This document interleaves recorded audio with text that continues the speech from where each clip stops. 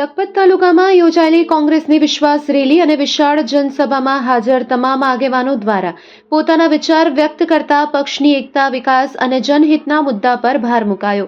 તાલુકા કોંગ્રેસ પ્રમુખ ઇબ્રાહીમભાઈ કુંભારે જણાવ્યું કે કોંગ્રેસ પક્ષ હંમેશા તમામ સમાજને સાથે લઈને આગળ વધે છે અને આ વખતે ટિકિટ વિતરણમાં પણ દરેક સમાજને યોગ્ય પ્રતિનિધિત્વ આપવામાં આવ્યું છે. તેમણે જણાવ્યું કે ગામે ગામ યુવાનોને જવાબદારી આપીને પક્ષને વધુ મજબૂત બનાવવામાં આવશે. પ્રભારી પીસી ગઢવી સાહેબે પોતાના સંબોધનમાં કહ્યું કે કોંગ્રેસ પક્ષ માત્ર ચૂંટણી માટે નહીં પરંતુ લોકોના પ્રશ્નના નિરાકરણ માટે કાર્યરત છે અને આવનારા સમયમાં વધુ વિકાસ કાર્ય હાથ ધરશે. મંત્રી રમેશ બલિયા એડવોકેટે જણાવ્યું કે યુવાનોને વધુમાં વધુ તક આપવામાં આવી રહી છે જેથી નવી વિચારસરણી સાથે વિસ્તારનો વિકાસ શક્ય બને. જિલ્લા પ્રવક્તા હુસેન રાયમાએ જણાવ્યું કે કોંગ્રેસ પક્ષ હંમેશા પબ્લિક હિતના કાર્યમાં આગળ રહ્યો છે અને ગરીબ, પીડિત તથા જરૂરિયાતમંદ લોકો માટે કાર્ય કરતું રહ્યું છે.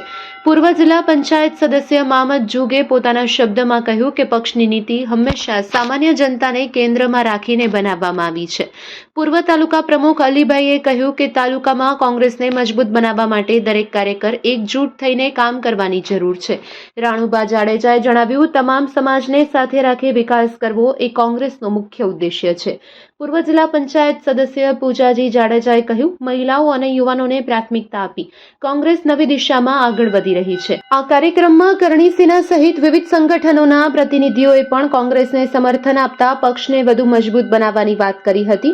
આ કાર્યક્રમ દરમિયાન કોંગ્રેસ દ્વારા 18 બેઠક જીતવાનો દાવો કરવામાં આવ્યો હતો, જેમાં 2 જિલ્લા પંચાયત અને 16 તાલુકા પંચાયત બેઠકનો સમાવેશ થાય છે. આવો વધુ અહેવાલ સાંભળો તેમના જ શબ્દોમાં. રિપોર્ટ બાય આદમ નોતિયાર, કચકેર TV news bureau chief. Bharatiya Janata party નો માત્ર એક જ મતલબ છે કે શાસન કરવો. ઈ ચાહે અધિકારીઓનો ઉપયોગ કરી કોઈને પૈસા આપી, લોભ લાલચ આપી.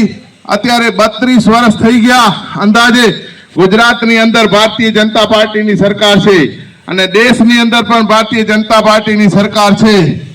તેમ છતાં પણ લખપત તાલુકા પંચાયત જે લખપત તાલુકો છે કોમી એકતાનો પ્રતીક છે. કચ્છ આખો ગુજરાત અને ભારતની અંદર જ્યારે કોમી એકતાનો પ્રતીક છે ત્યારે લખપત તાલુકામાંથી આપણા કોઈ ઉમેદવારો લડતા હોય, એ જકરિયાભાઈ હોય, કોઈ પણ હોય તો અમુક ભારતીય જનતા પાર્ટીની ચાપલુસી કરતા પોલીસના અધિકારીઓ એમને ઓફિસે બોલાવીને કહે છે કે બિનારીફ કરો.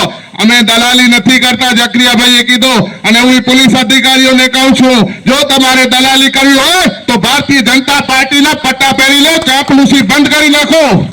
અમે આ કોંગ્રેસ છે ક્યારે ચલાવી નહીં લે. જો તમારે ચાપલુસી કરવી હોય તો તમારી ઉપર જે અસ્થોક થંભ લાગેલો છે ને, જે સંવિધાનની કસમ તમે ખાધી છે, ઈમાનદારી અને નિષ્ઠાપૂર્વક કામ કરશો તો એ સંવિધાન રીતે કામ કરો. જો પણ ભારતીય જનતા પાર્ટીના ઈશારે કામ કરશો તો તમારા પહેલા પણ કીધું હતું કે પટ્ટા ઉતરી જશે. આ કોંગ્રેસ પાર્ટી છે, અંગ્રેજો સામે પણ લડી છે તો તમે કાંઈ નથી. અને ભારતીય જનતા પાર્ટી 32 વર્ષના શાસન છે. હું કહું છું નેતાઓને ડૂબી મરવો જોઈએ, કારણ કે આજ દિવસ સુધી પ્રજાની વચ્ચે જઈ નથી શકતા.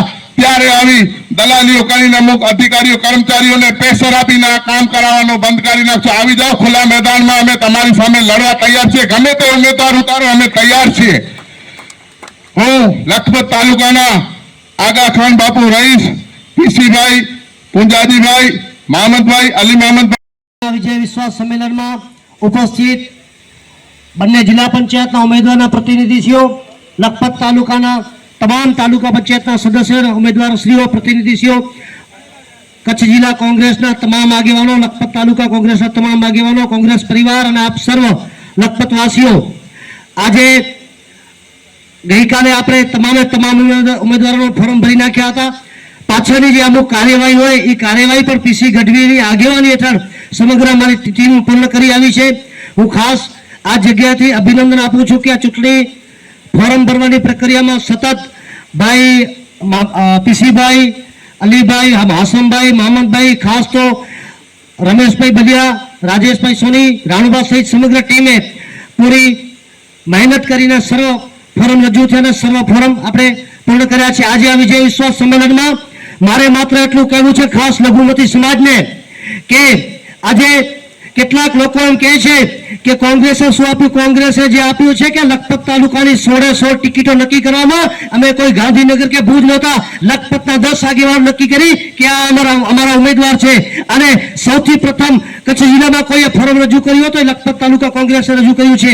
હું મારા મુસ્લિમ ભાઈઓને ખાસ વિનંતી કરું છું કે જ્યારે તમે મત દેવા જાઓ ને ત્યારે એકવાર તમે તમારા આત્માને જમીરને પૂછજો કે 2 મહિના અગાઉ એક SIR ની કામગીરી ચાલુ હતી, BLO મહેનત કરી તમામ ફોરમ અને પ્રક્રિયા પૂરી કરી, ત્યારબાદ લખપત તાલુકામાં ભારતીય જનતા પાર્ટીના નખત્રાણાના હોદ્દેદારો દ્વારા મામલતદાર કચેરીમાં ફોરમ નંબર 7 રજૂ કરી અને લખપત તાલુકાના 7160 મત રદ કરાવવાની માંગણી કરી. અને મત રદ કરવાની સૌથી વધુ કોઈને ટાર્ગેટ કર્યો હોય તો એ મુસ્લિમ સમાજના લોકોને ટાર્ગેટ કર્યો હતો. આપણા મત છીનવવાની કોશિશ આ ભારતીય જનતા પાર્ટીએ કરી. ત્યારે આપણા મત બચાવવા માટે મુસ્લિમ સમાજના લોકો એ ભાજપમાં પણ કોંગ્રેસમાં પણ મોટામાં મોટી તાકાત હોય તો મતદાની હોય. ત્યારે લખપત તાલુકાના PC ગઢવી, રાણુબા જાડેજા, રમેશભાઈ, અલીભાઈ અને અમે સર્વ લડ્યા. કચ્છ જિલ્લા કોંગ્રેસના પ્રમુખ VK ઉંબલ, પ્રદેશ કોંગ્રેસના પ્રમુખ અમિત ચાવડા, તુષાર ચૌધરી અને ગ્યાસુદ્દીન શેખ લડ્યા. ત્યારે આપણે મત બચાવી શકીએ છીએ. તો હું ખાસ મારા મુસ્લિમ ભાઈઓને કહું છું કે કોંગ્રેસ પાર્ટી એ સર્વ ધર્મ સમભાવ અને બિન સાંપ્રદાયિકતાની પાર્ટી છે. લખપત તાલુકાની કોંગ્રેસ લોકોના પ્રશ્નો